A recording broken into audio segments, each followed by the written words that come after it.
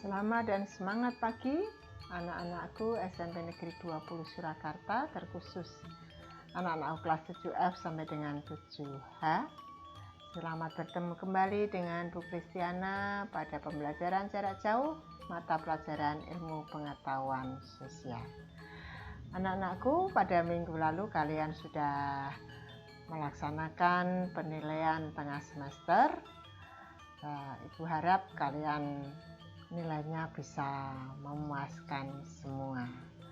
Baik, kita akan melanjutkan pembelajaran kita untuk hari ini, yaitu masih meneruskan materi perkembangan masyarakat Indonesia pada masa Hindu-Buddha. Sebelum kita mulai pembelajaran, silakan anak-anak untuk berdoa lebih dahulu, minta kepada Tuhan Yang Maha Esa agar kalian dimampukan untuk memahami pelajaran ini. Dan juga jangan lupa tetap melaksanakan protokol kesehatan agar kalian terhindar dari virus COVID-19. Baik anak-anak, kita akan masuk meneruskan pembelajaran yang lalu. Kita masuk pada materi kerajaan-kerajaan Hindu-Buddha di Indonesia bagian yang pertama. Maksudnya, pengaruh Hindu-Buddha di Indonesia telah membawa perubahan dalam berbagai aspek kehidupan masyarakat Indonesia. Pengaruh Hindu-Buddha dalam kehidupan masyarakat bukan hanya pada kepercayaan masyarakat saja yang dulu hanya beragama atau menjalankan kepercayaan animisme dan dinamisme, kemudian mengenal agama Hindu dan Buddha.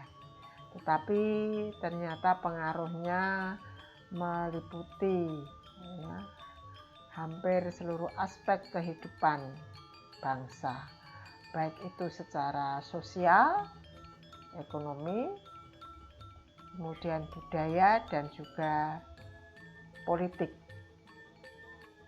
Nah, secara sosial, masyarakat Indonesia mengenal kasta atau penggolongan masyarakat. Dan secara politik, bangsa Indonesia mengenal pemerintahan.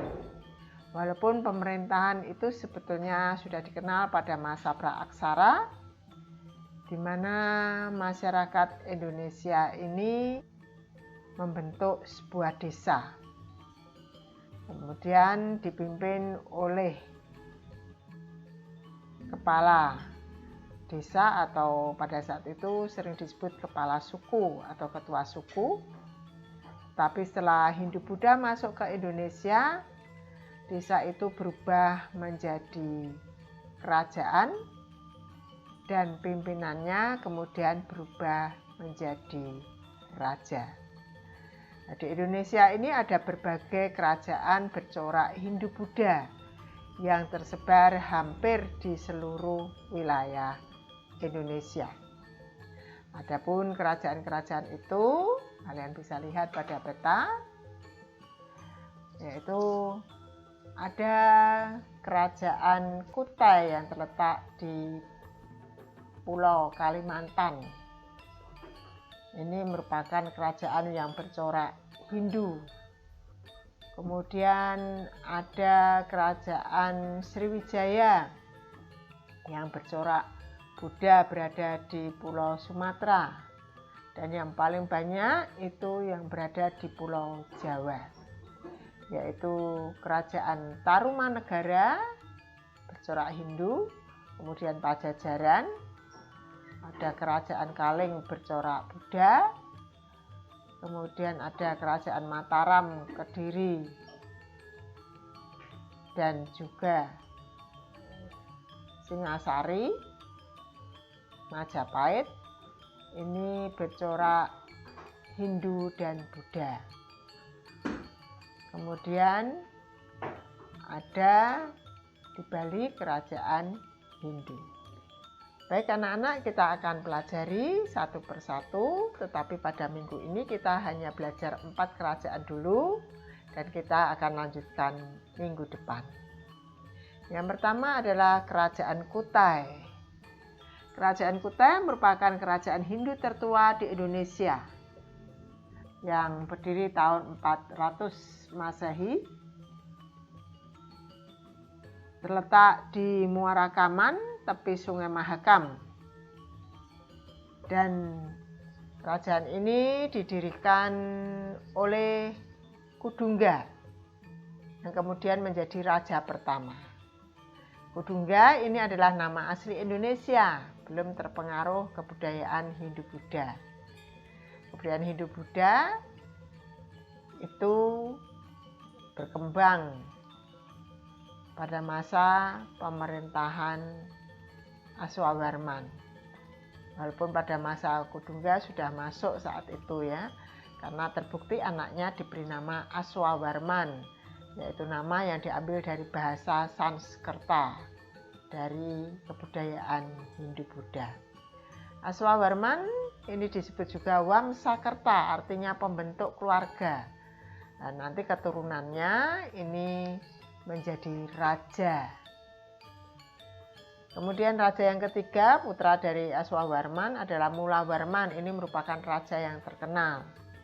Dia sangat terkenal pada pemerintahannya karena pernah menghadiahkan 20.000 ekor sapi kepada para Brahmana Hindu. Sebagai ucapan terima kasihnya, Brahmana Hindu ini kemudian mendirikan monumen atau yang disebut yupa, yang kemudian dijadikan prasasti atau tugu batu atau batu bertulis ya, tulisan pada batu di Muara Kaman. Untuk perkembangan kerajaan ini, Kerajaan Kutai ini ternyata masyarakatnya memberlakukan sistem kasta, kemudian perekonomiannya ditunjang dari agraris atau pertanian, kemudian untuk pemerintahannya ya, itu merupakan kerajaan Hindu karena raja dan rakyatnya beragama Hindu. Kerajaan ini juga sudah mengadakan hubungan dagang dengan Cina dan India.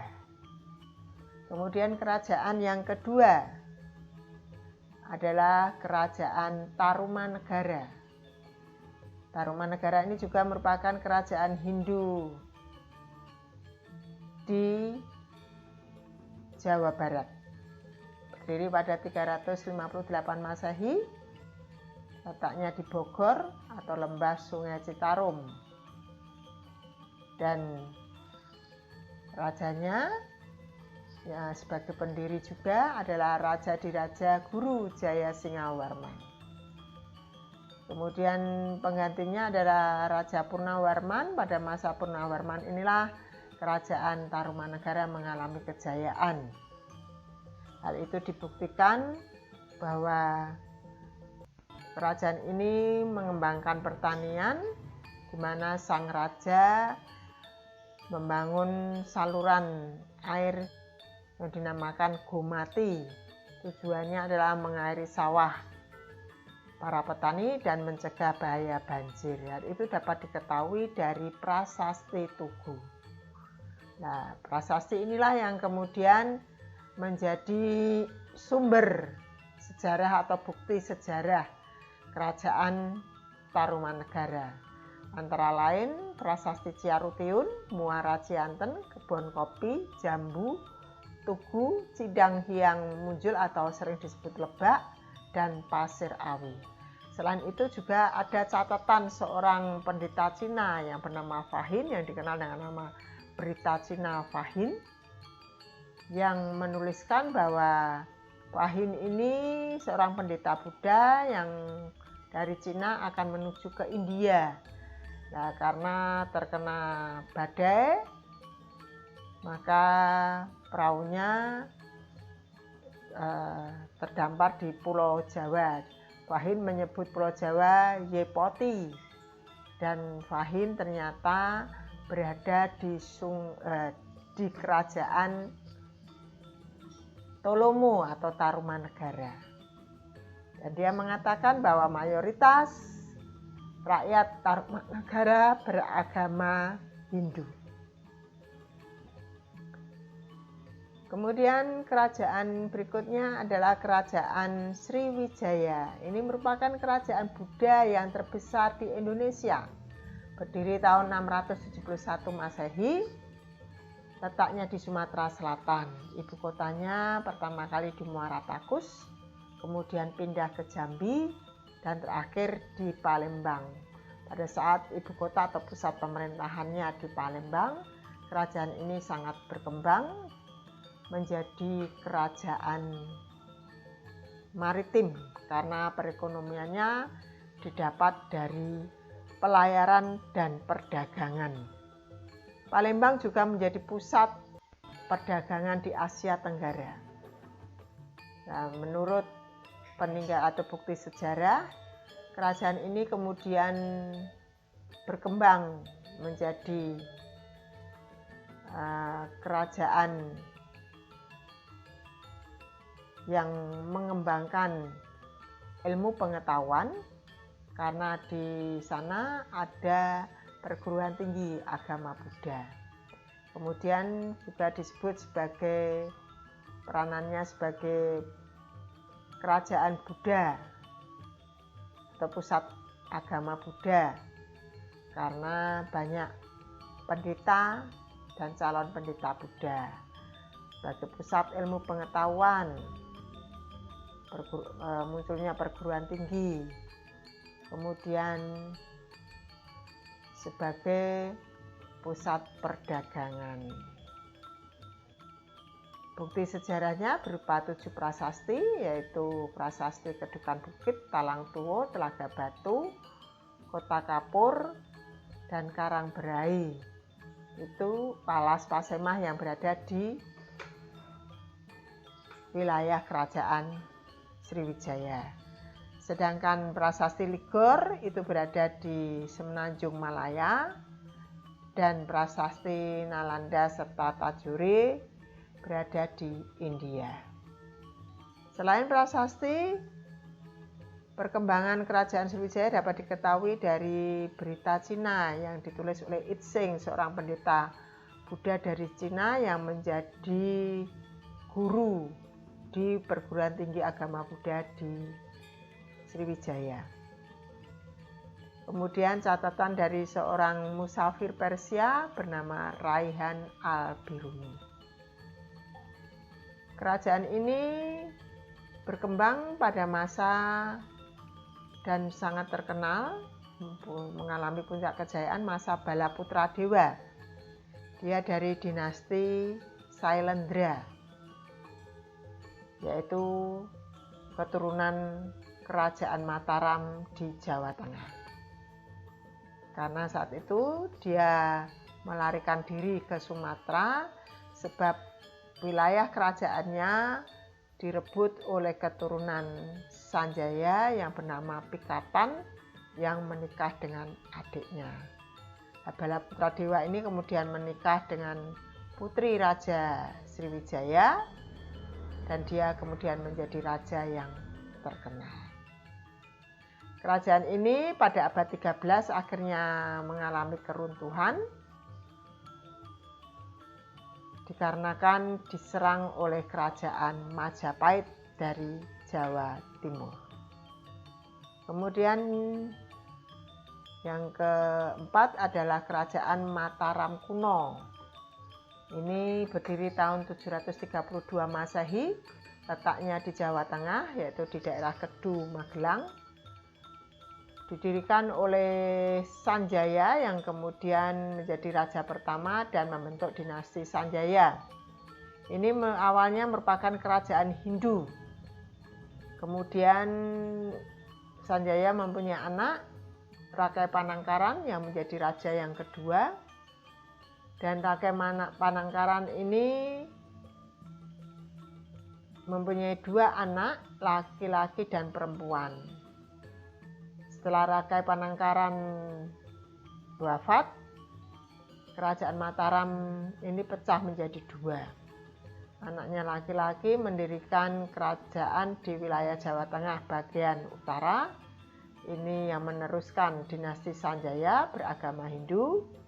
Sedangkan anaknya yang perempuan bersama suaminya mendirikan kerajaan Buddha yang berada di Jawa Tengah Selatan.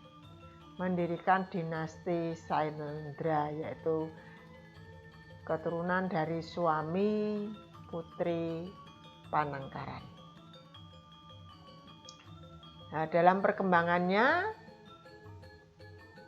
kerajaan ini nanti bersatu kembali setelah keturunan dinasti Sanjaya, yaitu Pikatan, menikah dengan putri dari Raja Samaratungga yang dari dinasti Sailendra beragama Buddha. Dan oleh Pikatan, kerajaan ini kemudian disatukan kembali setelah direbut dari Balaputra Dewa. Dan Balaputra Dewa melarikan diri ke Sumatera. Kemudian menjadi Raja Sriwijaya. Raja dari keturunan Hindu yang terkenal yaitu Balitung yang mendirikan Candi Prambanan. Walaupun sebelum selesai sudah meninggal lebih dahulu. Kemudian Raja keturunan Buddha atau Sailendra yang terkenal adalah Samaratungga yang mendirikan Candi Borobudur yang diarsiteki oleh Gunadarma yang kemudian menjadi candi yang sangat terkenal di dunia, yang masuk dalam keajaiban dunia. Nah, setelah itu raja terakhir adalah Raja Wawa. Mengapa raja terakhir? Karena setelah Wawa, kerajaan ini dipimpin oleh menantunya mendirikan dinasti baru, yaitu dinasti Isyana. Menantunya dari Jawa Timur yang bernama Empu Sindok. Nah, pada masa pemerintahan Empu Sindok, Gunung Merapi meletus dan ini membuat istananya rusak. Candi Borobudur tertutup oleh abu dari letusan Gunung Merapi. Dan kemudian Empu Sindok memindahkan pusat kerajaan di Jawa Tengah atau Mataram ini ke Jawa Timur, mendirikan kerajaan Medang. Kemudian untuk mengetahui perkembangan dari kerajaan ini dapat diketahui dari bukti sejarahnya berupa prasasti, yaitu prasasti Canggal, prasasti Kalasan, prasasti Kelurak, prasasti Mantiasih atau sering disebut prasasti Kedu, prasasti Sojo Marto, dan prasasti Gondosuli. Prasasti ini menuliskan tentang perkembangan kerajaan Mataram kuno, mulai dari dinasti Sanjaya sampai dinasti Sailendra. Demikian anak-anak, minggu depan kita akan pelajari untuk kerajaan berikutnya, yaitu Kerajaan Medang, Kerajaan Kediri, Kerajaan Singasari, dan Kerajaan Majapahit, serta peninggalan-peninggalan sejarah kerajaan-kerajaan di Indonesia yang merupakan kerajaan Hindu-Buddha. Baik, Ibu akhiri, selamat belajar, salam sehat, dan selalu bahagia.